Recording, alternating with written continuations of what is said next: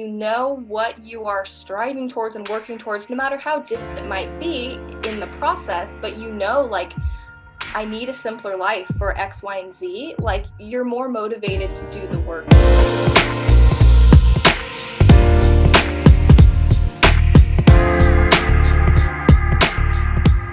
Hey guys, Chef Summer here, and I am doing another episode of Snacks and Chats. Of course, we are doing this virtually. We are coming out of COVID, but today my guest is Courtney with Declutter and Dwell, which I just freaking love that name. I want to hear how you came up with that. And we're talking all things spring. So, spring tends to be a time of renewal and refresh, and sometimes that can mean getting rid of clutter. And so, I really wanted to reach out to Courtney and get some tips and advice on how to be more mindful in my business and how to live a decluttered life. So, before we get into all the nitty gritty and all the dirty, right? Tell me a little about how Declutter and Dwell came about and about your business and you. Yeah, so about 2 years ago, my husband and I decided to spontaneously, literally on a whim, to sell just about everything we had, probably 80 to 85% of what we had, and move into an RV. Now, when I say spontaneous, one night so we used to live in an apartment, and one night we were like watching TV, and I kid you not, my husband, who, if you guys are familiar with the Enneagram, he's an 8 wing 7. So he's like, what would you think if we, bought a trailer and we like fixed it up and we like moved into it? And I don't know where that came from, but I was like, well, let me think about it. So I thought about it for like 5 minutes and I was like, yeah, let's do it. So we started our hunt. We were looking on Facebook Marketplace. We looked everywhere. We found a trailer. We moved into it. And we just went for it. And during that time, like, I remember one night I told him, once we were living in it, I was like, I feel so much lighter. I don't feel bogged down by the things that, I used to feel bogged down by. I don't feel um that same overwhelm of like, oh my gosh, I have to clean my house, or oh my gosh, I have to spend my entire weekend cleaning, because I don't have all of that anymore. And it was such a freeing feeling. So during that time, funny story, I was dabbling in a few things because I knew that I wanted to start a business, but I didn't know exactly what it was going to be. All I knew was that I wanted to start a business. So I had actually scheduled to shadow a wedding planner because we had just planned our wedding. And I thought, and this is normally what happens, you plan your own wedding and you think, well, I want to be a wedding planner. So I shadowed a planner, and then I got home that night and I was like, that was not for me whatsoever. So of course, and I'm an Enneagram 4 wing 3, I'm thinking, okay, what's next? Like, I have to pick something right now. So me and my husband start talking, so what really are you interested in? Where are your strengths? What are your talents, this and that? And he started thinking about, well, I've always had a simple life. I've always just been a simple person. I've always just enjoyed cleaning and keeping things tidy. And I like seeing that transformation from like just crazy out of control to like really tidy and calm. And that's how Declutter and Dwell came to be. The name, I can't even remember how that. I spent hours upon hours trying to figure out a fitting name. And probably a year ago, I almost changed it, and I'm so glad that I didn't. I was thinking, because I had started out just doing decluttering. And I thought, well, I also want to talk about simple living, which the two go hand in hand. Like, they're not the same, but you can expand on it, right? So it's like, well, does decluttering just make people think of like cluttering your house? And what do they think of other stuff? And I almost changed it, but I didn't. And I'm really glad I didn't, because I think decluttering your home is kind of the catalyst. That's where it begins. That's where you start. And then from there, I mean, that does simplify your life in turn. And once you finish decluttering your home, then you can move on to decluttering your life and your calendar and, your mind and all of those other things. So it all kinds of plays a part in that way. But that's how that all came to be. Yeah, I love that. And I think because you have the dwell in there, the declutter and dwell, like that, to me, the word dwell, I don't know the actual dictionary definition of dwell, but when I think of dwell, I think of a home that is lived in and loved, and it's not just about decluttering. So those two words I feel like are perfect together, and I'm really glad you didn't change your business name. I kind of have gone through the same issue with being called Chef Summer. I built my business on being a personal chef and meal prepping for families, and I started doing these bachelorette parties and dinners and brunches on the side on the weekends for extra income. And I just really freaking love it. And that has now taken the main core of my business. And then with COVID in 2020 hitting, I wasn't doing in-person chef experiences. And so we've kind of have really slowed down into just offering grazing boards and grazing boxes. And so I was like, do I change my name? Because I don't feel like I'm really doing the chef thing anymore. And everybody's like, no, but you're still Chef Summer. Like, just because you're making something Right. different because of COVID, like, don't change it. And so I honestly don't even know what I would change it to anyway. So I definitely know what it's like. I think I'm an Enneagram 8 wing 7 or 7 wing 8. I always get them Okay. back to back. I can't remember which one, but I am definitely a 7 or an 8. And one thing every year, I think I have like this new business, new thing, new, always constantly something new. And I have to literally tell myself, Summer, stick with this for the long term. You don't need to squirrel, right? That's something I do.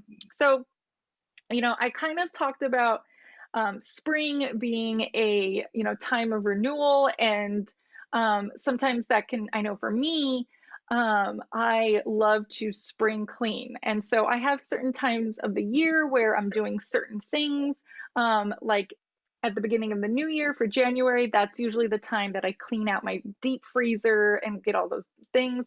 When it comes to spring, I'm usually cleaning out my closets and my bedding and things like that, um, kind of switching from winter stuff to spring stuff. And it can seem so overwhelming, and I don't know where to always start. So I wanted to ask you, what do you find is the biggest hurdle for women when they're faced with managing clutter, whether it's a cluttered closet or a cluttered kitchen? Just in general, it can seem daunting, right? Yes. Yes. By far, the most common struggle that I've heard from hundreds of women has been, I feel overwhelmed when it comes to getting started, which is kind of what you shared, because it is daunting. And there's so many different methods and websites and people telling you different things. There's people Mhm. who say the solution is to just organize it. So get the right, storage solutions. You don't necessarily have to get rid of it. You just make it look nicer, and that's going to solve your problems. There's people who say, Marie Kondo should, only keep the things that spark joy. There's just so many different methods out there. So it can kind of feel hard to just be like, which is the right one to do for me? So, what I encourage people to do is to start small. So often people feel like they have to do it all today. I've heard, I just don't have the time. They think, people think that they need hours because that project, yeah, that might take hours in total, but that doesn't mean you have to do it all today. You can set aside just maybe 15 minutes and just get started and know that you made a little bit of progress, which is better than none. Because oftentimes what happens is, that overwhelm causes us to almost feel that paralyzation, which ends up in us procrastinating and not even getting started in the first place. Mhm. Or we have like a half done mess. I've done that, Yeah. especially I'll start like pulling stuff out, and then I'll get overwhelmed. And then that's when I'm like, oh, well, I need all these bins and containers and baskets, and I need to go shopping for all these things. And then I spend hundreds of dollars at the container store, and then I come back, and by then I'm exhausted, and I'm just like, I have this half done project. I'm totally guilty of that. So definitely something that I need to remember the next project I go into is just spending 15 minutes can really make progress without like tackling the whole thing. And I know when that Marie Kondo Netflix show came out, it was just like everybody and their mother was like, I did it too. I tried to fold my tank tops and my Oh yeah. underwear, and like, oh, it just it lasted 3 days and it was a mess. And I was just like, this isn't practical for me. And it's something that I'm like, I literally have my pajamas are in a cloth box, and they just get thrown in there because they're pajamas, and I'm not gonna like, they're in their little bin, Right. and that's where they live, and that's what works for me. I cannot fold and do all that stuff, and you just have to kind of find what works for you, right? So Exactly. we kind of already touched on the spring cleaning, and I know that's such a cliche thing for people to think of, like when it's time to declutter. And you kind of mentioned about doing what is manageable and starting small. If there was like a one thing that you would recommend to to do for spring cleaning, is there something that you would is spring a good time to start decluttering, or does it matter? What would you say for somebody who thinks that it's time to start spring cleaning?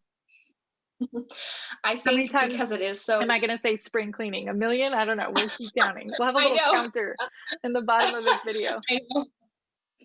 I think because it is so well known and popular. And I mean, I think a lot of us, I mean, even myself, we hit March and it's like time to spring clean. It's just kind of in the air, I guess.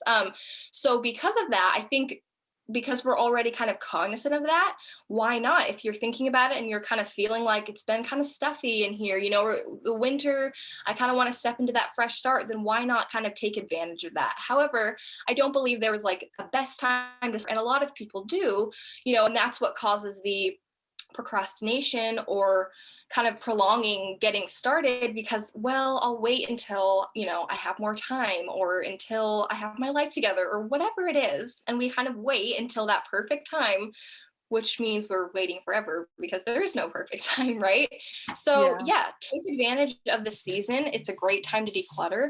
It's like I wrote, flowers begin to bloom, like the days stay lighter, and we just get this urge to simplify and refresh our homes. So, why not, right? Why not? I know. It's kind of like the New Year's. I'm like, Yeah. I'm not going to do a New Year's resolutions, but no matter, even though, like, especially for this year, I was like, nothing is really going to change from 2020 to 21 because we're still in COVID and we're still in lockdown. But you just couldn't help to like, that's it's in the air of like a fresh new start and a new year. So definitely guilty. And yet, you know what? You made a great point just about the days getting longer. I feel like, when that time change happens and, what is it, October, and it gets dark at 4:30, like I'm tired. I want to go to bed at like 5 p.m. It takes me like a Yes. good month to adjust. And then with the days getting longer, it's like I have more energy to do some new things. Um, so now we scratch the surface of decluttering and spring cleaning and all the cutesy things, but I wanted to kind of go a little bit deeper with you, and I hope you're willing to go down this road with me and talk about mindset, because my husband and I, for example, have very different ideas of what it means to organize or to put things away. And I know we come from two completely different families, um, and styles of like the way we were brought up and what it means to actually have things in your home, and the mindset that goes into getting rid of things. Um, I grew up in a very scarce household and a very I don't go into it too much, but my parents were really young parents when they had me, and it was a very chaotic. We moved around a lot, very like unstable, and so for me, having my home look very homey and having it feel very the same and comfortable. I don't have in my office. I have tons of colors, but out in the rest of my house, it's very neutral, very calming. That's what I need. And I really think sometimes I can tend to hold on to things because I'm like, well, I might need that, or I that feeling of scarcity. I don't want to feel that way again. Whereas my husband, he's got the hoarders on his side of the family. Sorry to any of my in-laws who are watching this, you know who you are. And he tends to he the junk drawers fill up. He never gets rid of anything, whether it's a cell phone, an electronic. And I think it's like a mindset for him. So I don't want to go too deep into it. I want to hear your viewpoint on that. But what is your viewpoint on mindset when it comes to having a decluttered home and living a simpler life? And then how do you help your clients do that? Yeah, that is such a good question because I do believe that our upbringing and how we were raised does play a really big role into how we collect clutter and how we remove it from our homes.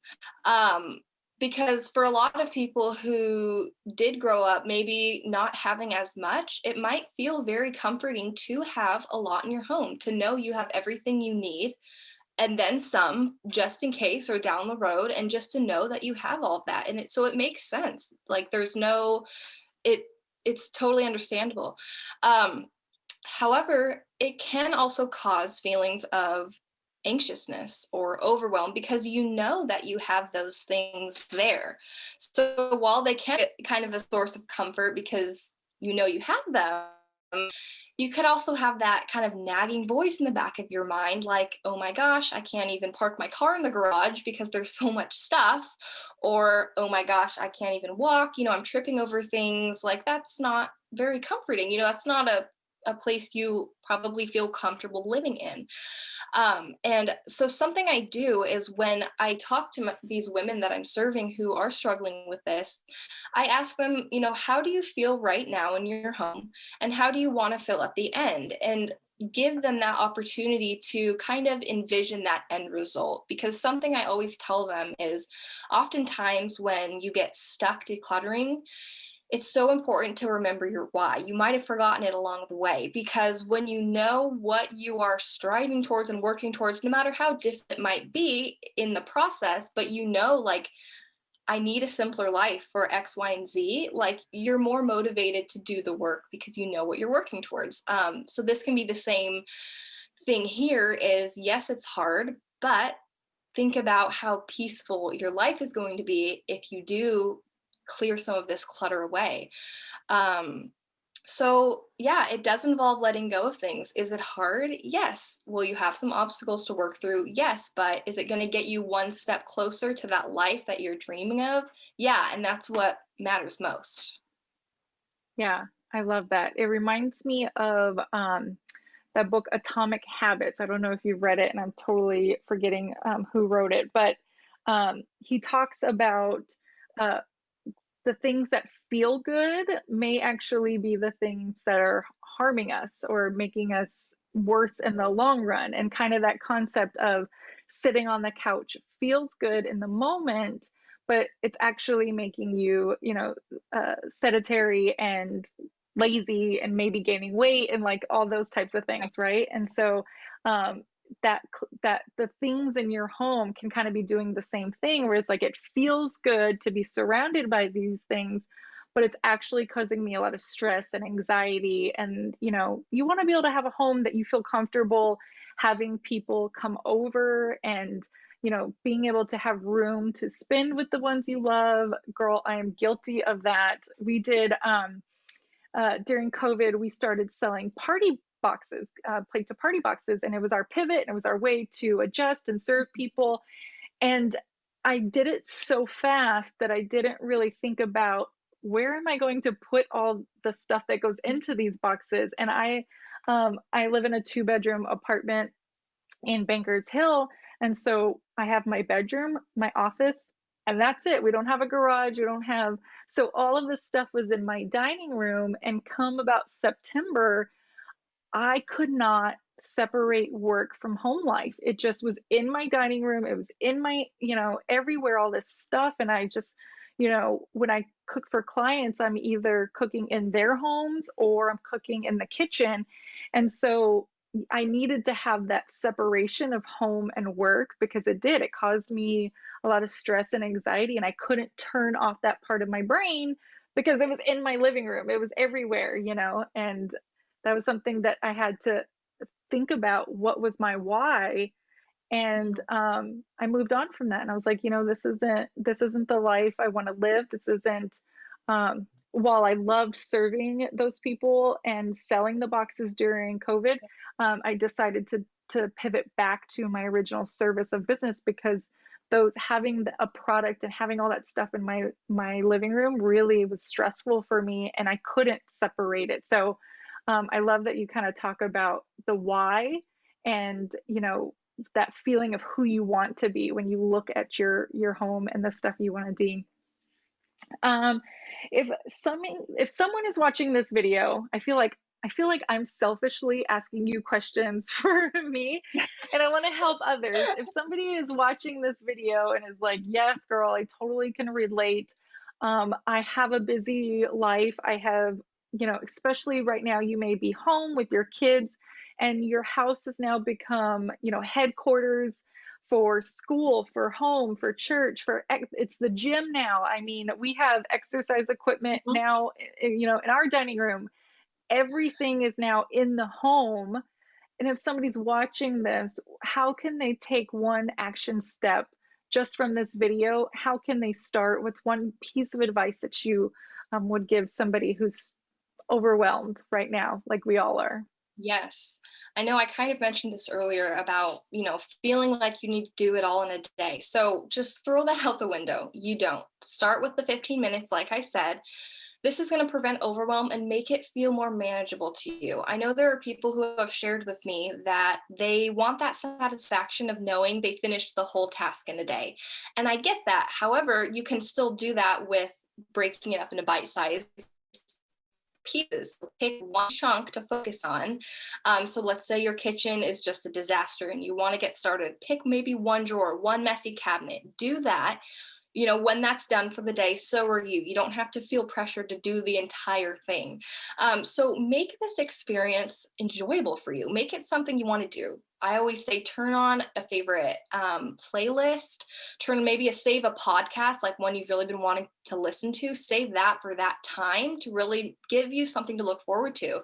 Grab a favorite beverage from the fridge and just make it fun so that you actually want to do it. And I mean, set the timer for 15 minutes. Think about it. Like 15 minutes is not that long. We can all set aside 15 minutes. I mean, we easily spend that time scrolling Instagram. So why can't we declutter? And you don't have to do it every single day, but get into the habit of doing it when you have that time, because that continual progress, 15 minutes a day, is going to add up if you do it a couple times a week or when you have that time. So remember that too, is that although it feels like, oh, it's just one drawer, well, that's going to quickly add up if you continue that habit.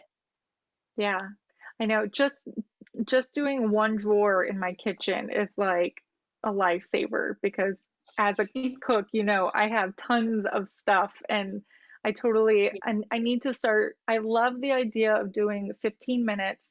I'm a huge podcast listener too. And I think that's a really great way, especially because I work a lot of weekends and my husband works Monday through Friday and is off on weekends. And so finding time for us to do things together is really difficult. And when we do have time together, I don't want to spend hours on our one day off cleaning and decluttering and doing things. Right. And so that 15 minutes a day, I mean, really would make a difference. So I'm going to start implementing that for sure. And I'm going to let you know my progress. I'll have to tag you in my stories of when I'm starting my 15-minute declutter. I'll show you my before and after of my Yeah. crazy drawers, right? So the whole concept of this snacks and chats idea is that I would share my love for food and snacks and a recipe with our followers. But at the same time, while we're snacking, we are chatting about something that is, I think, useful to my audience and your audience. and something that they could kind of take away, because naturally, if we weren't in COVID, you would be here at my dining room table and we would be having this conversation just like a couple of friends, and there would be definitely something delicious to be snacking on. So it's kind of funny we're talking about spring cleaning, because I am trying to hacking as much. Oop, looks like my headphone just gave out. Can you hear me okay? Yeah. Okay. Sorry, my AirPod just died. Um, so No problem. one thing we were talking about before starting is I secretly have a stash of snacks in my drawer. And when I'm working in my office at my computer, I'm usually snacking on something because it gives me something to do while I'm thinking. It's comforting, and it's really gotten out of control. I have Easter candy, pretzels, all kinds of things. So I'm trying to make healthier choices. And so my snack today is a smoothie. Not very exciting, but it's something that it can sit in my desk for a long time. It's thick, so I'm not slurping it down, in 5 minutes. It's something that I can enjoy. It's got the sweetness of the berries, and it's keeping me full through like lunch into the afternoon. So not very exciting, I feel like, when it comes to snacks, but that's what I'm snacking on. But I always want to ask my guests, what are you snacking on? And what's your favorite snack lately? It can be something that maybe you like to snack on while you're working or organizing. Share with us what you're snacking on, because hopefully it's more interesting than my boring smoothie. Well, I was gonna say this morning you didn't have a smoothie, so but I think, and this is nice for spring too, fitting. I love acai bowls. Mm. They're so refreshing. And they are kind of nice for spring, like that detox.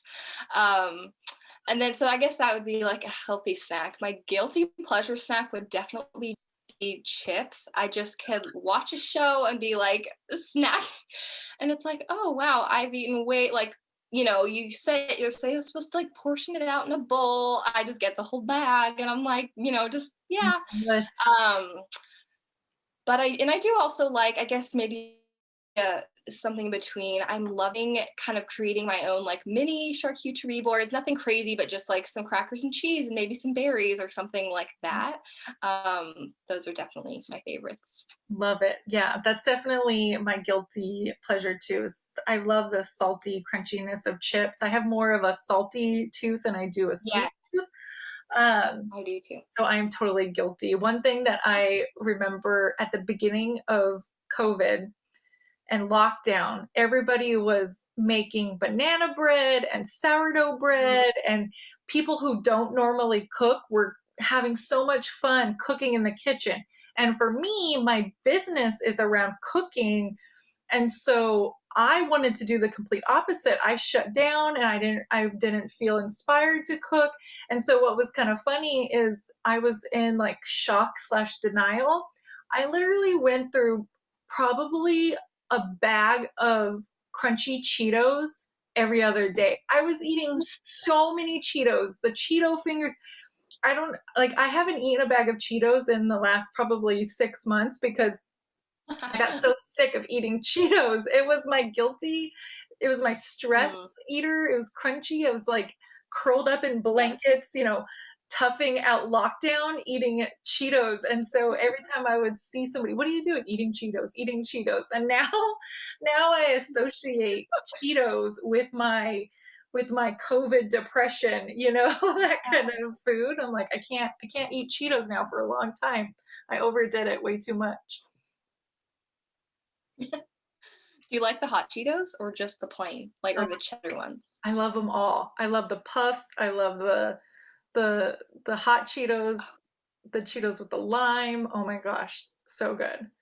Oh, Uh, the Cheeto puffs, I will eat those because it's like you bite into it, but then I kind of like suck on it to soften it or something like that. And the top, the, yes, the roof of yes. my mouth would be like raw from like Gosh, yeah. My I problem, totally, have you I had the can't white believe, cheddar? I don't know, I can't believe I'm even sharing this with people. Like, I'm so embarrassed right I now. know. That's We're being real. I'm sure people can relate. Come on. eating Cheetos until Uh, the top of your roof of your mouth is gone. That's so yeah. funny. Oh my gosh. Well, we will wrap it up on that note. Thank you, Courtney, for being a part of my Snacks and Chats. I love having this conversation with you, and I can't wait till we can be in a room together. And I'll tell you what, I'll make you a charcuterie board and we'll put Cheetos on Oh it. my gosh. Yes. Uh, So before we go, how can people follow you, find you on the World Wide Web, and get in touch with you if they want to reach out for help for simplifying and decluttering their home and not making all the same mistakes that I do? Yes, so my Instagram is just declutter and dwell. That is where I'm always there hanging out the most. I'm always posting on stories, mini trainings. I do also have a free simplicity guide called the Simple Life Starter Kit that you can also access on my Instagram at the link in my bio. So that is the perfect kind of Kickstarter to help you get started decluttering and simplifying your life. Yes, and don't forget, you do have a awesome ebook too. Love that. What, can you tell us the name of your ebook as well? Yes, it's called A Happier Home. Happier Home. I love it. Thank you, Courtney, so much again for being a part of this with me. And I can't wait till we can be together in person. I hope you have a great afternoon. We'll chat soon. Thanks, Summer. Bye. Bye.